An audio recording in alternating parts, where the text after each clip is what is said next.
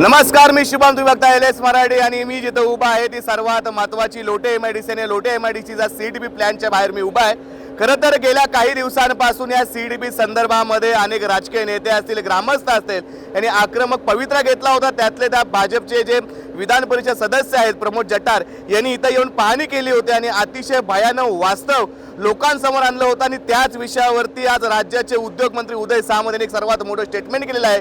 ही जी CDP company आहे, ही जी CDP संस्था आहे, हे आता डायरेक्ट MIDC चालवणार याची तात्काळ निर्देश त्यांनी मागितलेले आहेत. आणि या संदर्भात आपण अनेक बातम्या दाखवल्या होत्या. माझ्या पाठी तुम्ही जर बघितला तर हा CDPचा मेन प्लॅन्ट आहे आणि या प्लॅनमधूनच ग्रामस्थांचा आरोप होता की जिथं पाणी शुद्ध करायचं असतं तिथूनच अनेक कंपन्यांना मिळून इथून पाणी नदीत सोडण्याचा प्रयत्न या CDPने केला होता, इथल्या चेअरमननी केला होता, असा आरोप इथल्या ग्रामस्थांचा आहे. मात्र आता याची दखल थेट शासनाने आणि सरकारने घेतलेली आहे. हा जो CDPचा जो प्लॅन आहे तो आता डायरेक्ट MIDC कडे वर्ग करण्याची जी मागणी आहे, जे प्रस्ताव आहे ते तातडीने देण्याचे आदेश आता उद्योग मंत्र्यांनी इथं जारी केलेले आहेत. त्या संदर्भात बोलण्यासाठी आपल्यासोबत ग्रामस्थ आहेत. एकीकडे या CDP कंपनीने ग्रामस्थांच्या जीवाशी खेळ चालू केला होता. या CDP कंपनीमध्ये अनेक कंपन्या पाणी शुद्ध करण्यासाठी येतात, मात्र इथं बगलबच्चे करून पाणी नदीवाटे सोडलं जाऊन ग्रामस्थांच्या जीवाची खेळ होत होता. आता शासनाने निर्णय बदललेला आहे. सरकारने इथल्या आकाला आता दाबण्याचा प्रयत्न केलेला आहे. याच्यावरती तुमची काय पहिली प्रतिक्रिया आहे? मी पहिल्यांदा आपल्यामार्फत सरकारचं अभिनंदन करतो की उशिरा का होण्याचा चांगला निर्णय घेतला. परंतु विधान परिषदेचे आमदार प्रमोद जठार साहेब यांनी स्वतः या CDP देऊन पाहणी करून ग्रामस्थांची चर्चा करून जो आम्हाला योग्य तो न्याय दिला, त्यामुळे मी त्यांचेही पुन्हा आभार मानतो. कारण या CDPला आम्ही कंटाळलो होतो. या CDPच्या बॉडीवर असणारे हे कंपन्यांचे मालक हेच पाणी सोडणार, ज्यांना पाहिजे तसं त्यांच्या पद्धतीने सोडणार आणि मग आमची शेती खराब झाली, सर्व गोष्टी खराब झाल्या. आणि पैशाच्या जीवावर पोलिसांचा बळ वापरून ग्रामस्थांना कायम या CDPने त्रास दिला आहे. विशेषतः CDPवर असणाऱ्या अध्यक्षांनी त्रास दिलेला आहे. त्यामुळे सरकारने चांगला निर्णय घेतला आहे.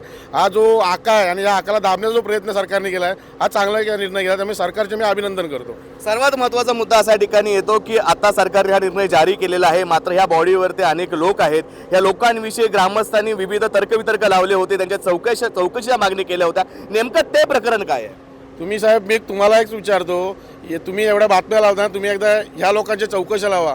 हे जिथं काम करणारे मॅनेजर किंवा अजून कोण लोक आहेत यांचे प्रॉपर्टी जर चेक केलीत ना तर मोठा फरक भेटेल. त्यामुळे मी आपल्यामार्फत सरकारला विनंती करेन की या लोकांच्या पहिल्या प्रॉपर्टीची चौकशी लावा. म्हणजे आणि किती भ्रष्टाचार केला ना, किती कंपन्यांकडून पैसे घेतले लोकांना समजेल. आणि यांच्यामुळं CDPमुळं आज ग्रामस्थांना त्रास होतोय. हा फक्त CDP आणि CDPवर बसणारा हा जो मोठा चोर यांच्यामुळे त्रास होतोय आम्हाला ग्रामस्थांना. हा सतीश वाघ आणि आमचा याच्यावरच आरोप आहे. कारण याच्या कंपनीचं पिण्याच्या लाईनमध्ये आमच्या पाणी गेलं होतं.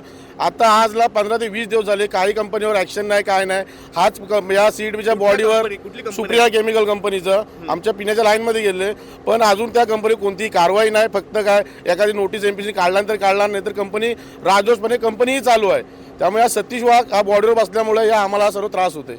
खूप जणांचं बघायला गेलं तर एकीकडे ग्रामस्थांची भूमिका आहे की जो सतीश वाघ आहे, जो चेअरमन आहे, त्याच्यावरती गुन्हा दाखल झाला पाहिजे. एकीकडे प्रामुख्याने जर बघितलं तर सरकार आकर्षक आणि ग्रामस्थांच्या बाजूने निर्णय घेत आहे. पण असे निर्णय घेत असताना जर प्रामुख्याने जर विचार केला, जो या CDPचा मेन जो संचालक आहे, चेअरमन आहे, त्याची जी कंपनी आहे त्या कंपनीकडून घातक केमिकल नदीमध्ये सोडून तिथल्या स्थानिक ग्रामस्थांच्या जीवाशी खेळ होतोय, असा देखील सवाल इथल्या ग्रामस्थांनी उपस्थित केलेला आहे. प्रामुख्याने प्रशासनाने या संदर्भात गोष्टीकडे अधिक आणि जाणीवपूर्वक लक्ष घातलं पाहिजे. कारण ही बाब अतिशय गंभीर आहे. जर हे असे आका जर वाढत राहिले तर ह्या आकांवरती अर्धा असणाऱ्यांनाच ठेचला पाहिजे, असा देखील सवाल इथल्या ग्रामस्थांनी केलेला आहे. त्याचबरोबर जो हा निर्णय लागू केलेला आहे तो निर्णय लवकरात लवकर घेऊन त्याची अंमलबजावणी केली पाहिजे, असं देखील इथल्या ग्रामस्थांचं म्हणणं आहे. कॅमेरामन आदित्यसह मी शुभम, LS मराठीसाठी लोटे MIDC.